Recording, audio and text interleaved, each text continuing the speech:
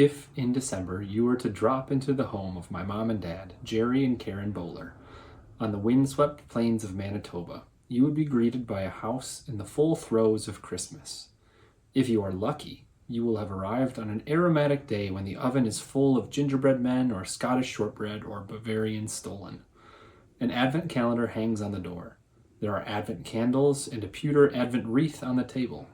Figures of the world's gift bringers are on every flat space. Santa Claus, Father Christmas, the Yule lads of Iceland, a German Belschnickel.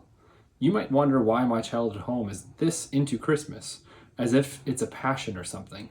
But then you would be less shocked when I tell you that it is because my dad is an expert on Christmas. No, really, he wrote Santa's biography.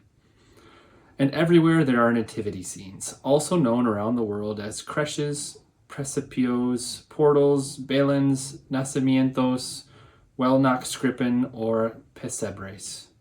For over 1,000 years, churches, town squares, palaces, and homes have been adorned at Christmas with replicas of the stable scene in Bethlehem, where the baby Jesus was born.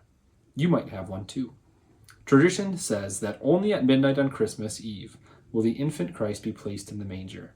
Then, only on January 6, Epiphany, the wise men reach their goal and adore the child, Christ. This well-equipped nativity scene organizer will have 2 sets of magi, one traveling and one worshiping.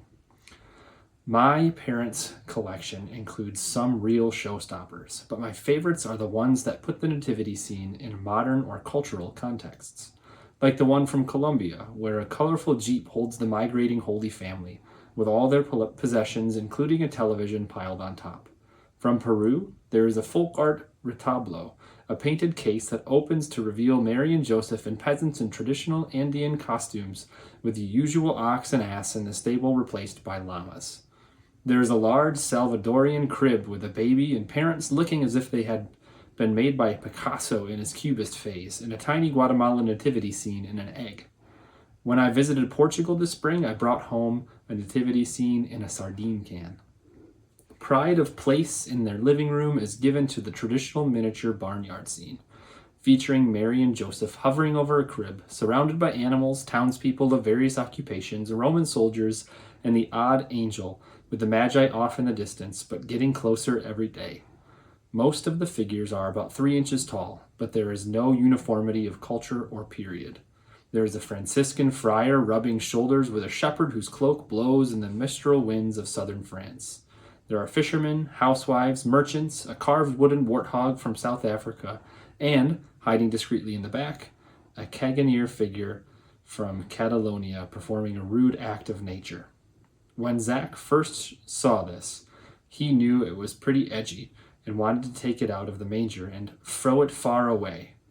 Many of these figures have been found on the Via San Gregorio Armeno in Naples, a street filled with shops selling only nativity scenes.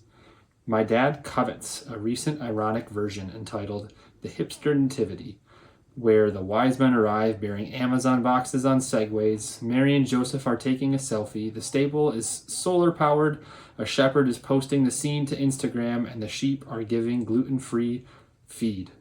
But so far, my mom and good taste have stood in the way.